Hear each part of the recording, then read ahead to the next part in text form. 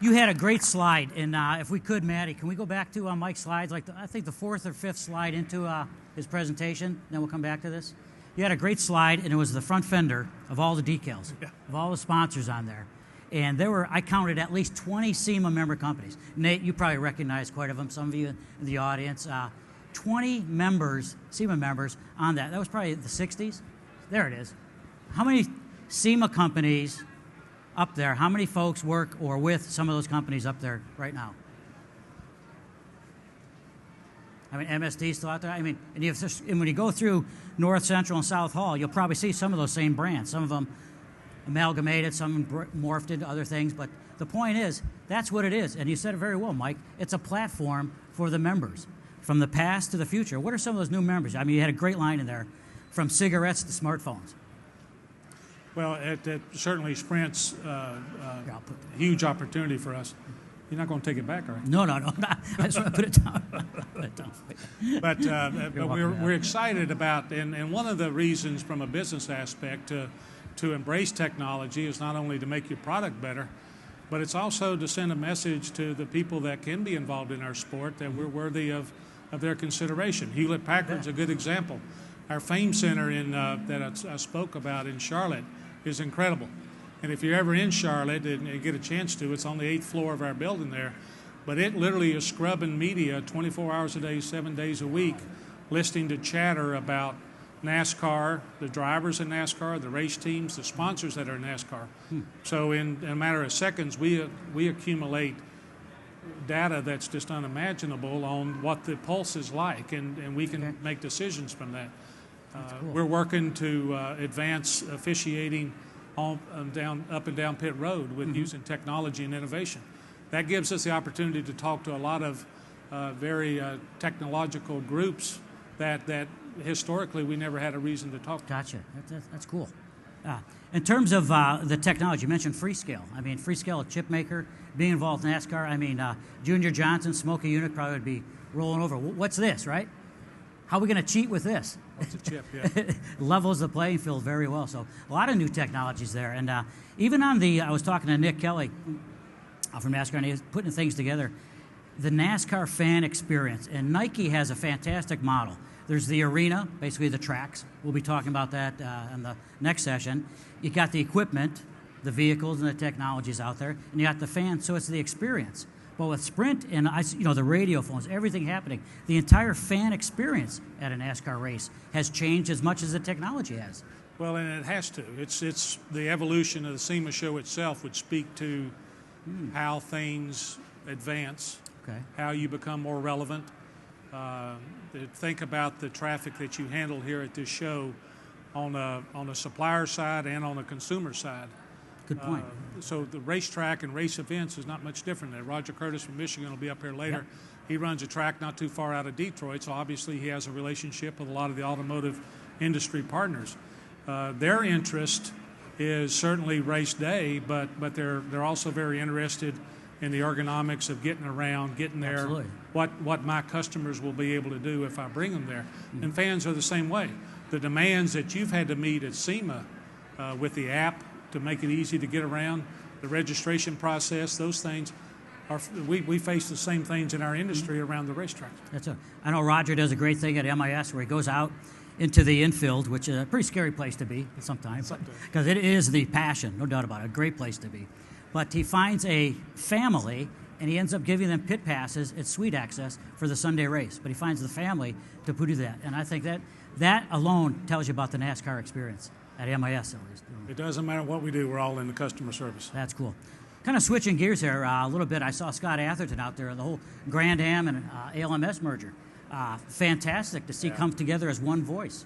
That's exciting, and it feels like we've been at it for some time, but we're really just getting ready to get started. So we're excited about getting 14 going and the collective efforts of all the group, the partners from both sides merging together, and the race teams and the drivers. It's the Rolex 24 will be one of the most interesting launches we've had in a long time. Oh, yeah. That's fun. And I think the technology and the combination of coming from road racing and the track racing coming together. We're seeing some of that morphing and blending going on. Which is one of the reasons that NASCAR got more seriously involved. And Jim France was here earlier. He wandered off to another thing he had to do. But I got to give Jim France, who was Bill France Jr.'s brother, and one of our best-kept secrets, quite frankly, the spirit around motorsports in general that the France family has got is well represented by Jim France. And it was his eagerness and his passion for sports car racing to be good and strong and healthy in this country and be recognized globally that led us to this moment. So it's going to be exciting to live up to all that. Absolutely, absolutely. And so we'll get your questions ready. Any questions from the audience? Could you use the microphone, please? Or that way we'll hear it a lot better. Otherwise, can you get up there? So while he's getting up there, we'll talk about some of the other topics. We want to get to motorsport safety and a great quote from Jimmy Johnson in a minute. But please. Yes, I have a question now. The cars are so laserly matched, right? As you said, how come the 48 dominates all the time?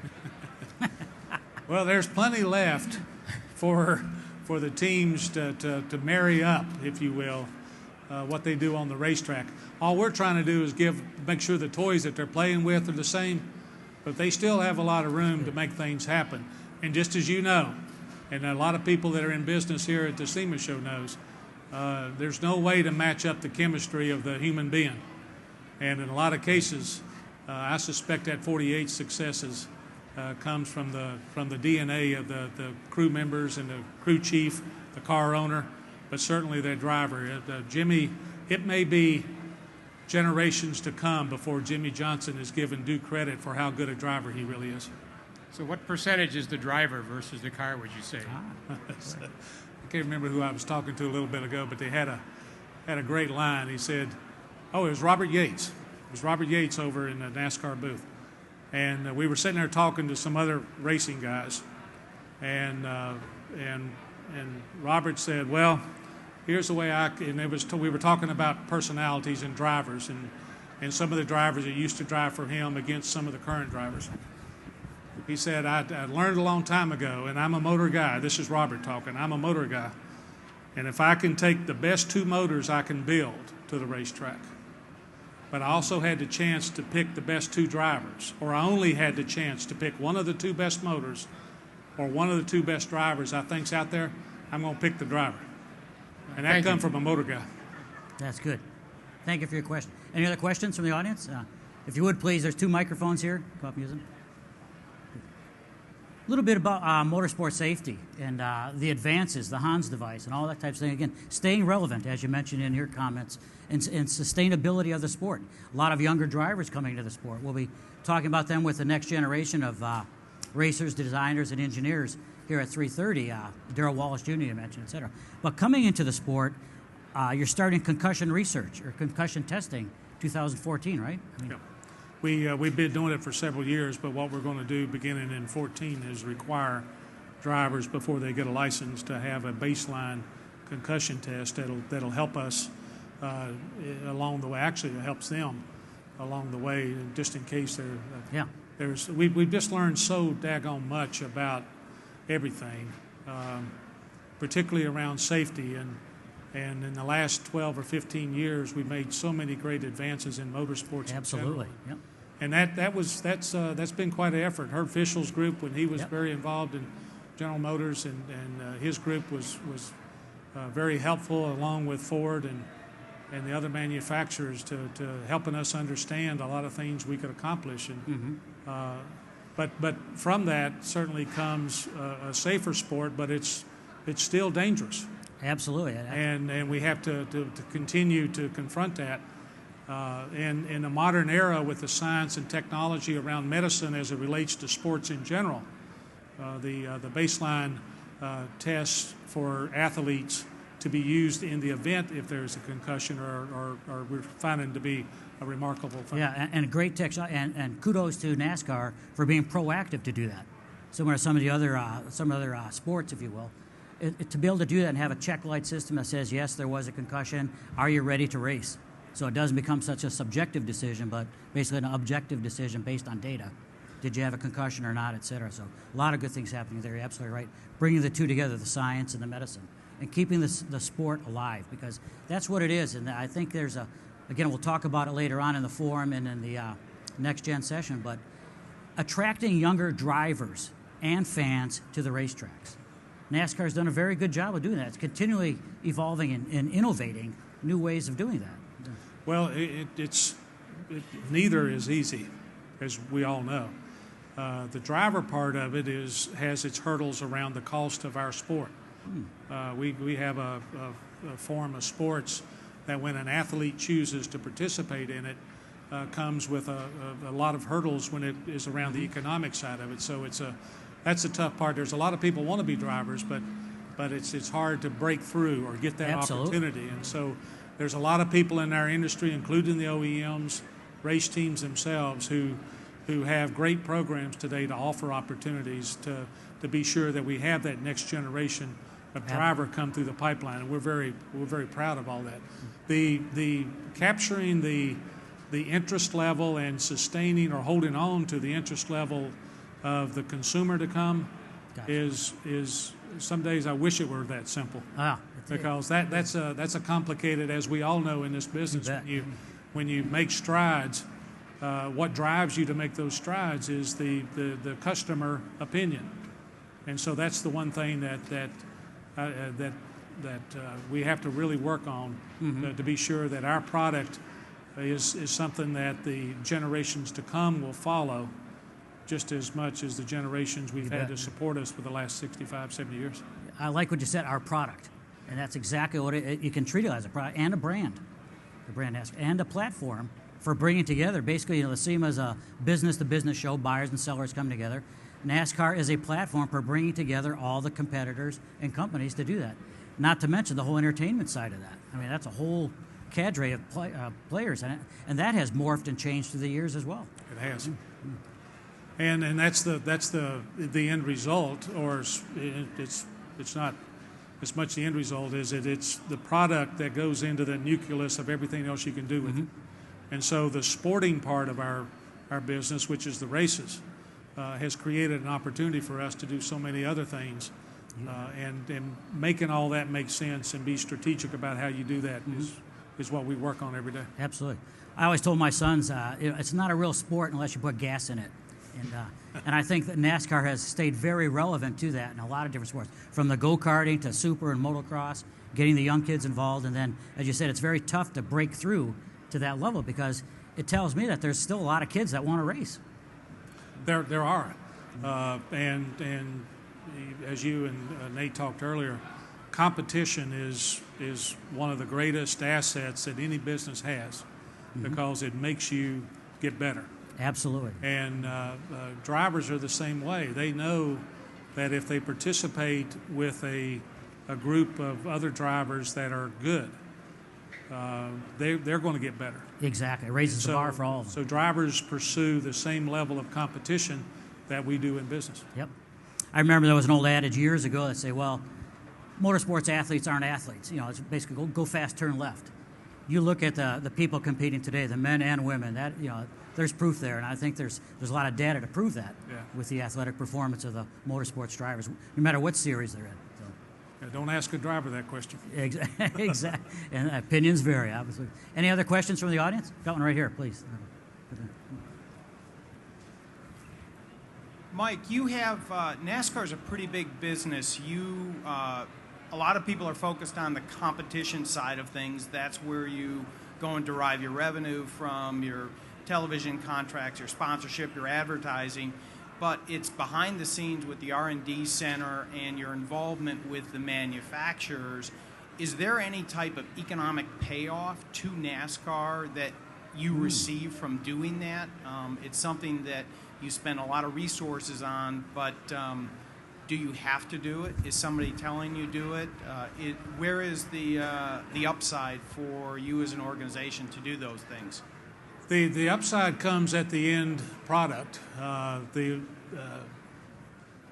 What I think has helped NASCAR to sustain is the appreciation for the value of intellectual property.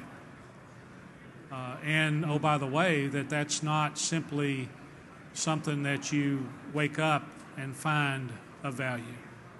And so the behind-the-scenes efforts is not much different than the research and development that an OEM or even a parts supplier would have to go through. And all of the things that you find that don't work before you find the things that do work is experimentation and research. The piece that development pays off for you that makes your end result better. The car on the showroom floor that everybody's got to have, or the race car driver and the race team that everybody wants to follow. That comes with a lot of behind-the-scenes effort. And so you're investing in that end product that in today's world, I think, revolves around the intellectual property, so that we can sit down with Sprint and show them the value of being an entitlement sponsor of the Cup Series. We can sit down with Fox and NBC and show them the value of a 10-year commitment to broadcast our events. And a lot of the decisions made today aren't based on today. They're based on, this is what NASCAR's reputation and experience tells us, and here's their game plan for going forward. And they take both of those and they place a value on it, and that's where the value comes from. That's good. Any other questions from the audience? Awesome. Good. Okay, last question, Mike. What's in your garage? What do you got? What's cool? I've got a mishmash of my oldest car is a 1932 Cadillac. Whoa. My newest car is a 2014. So I've got a little bit. My favorite cars, all of them are my favorite cars. So I shouldn't say it that way. But I'm a muscle car guy because I grew up chomping at the bits to get my driver's license to get into a high-performance 65, 70 era, somewhere in there.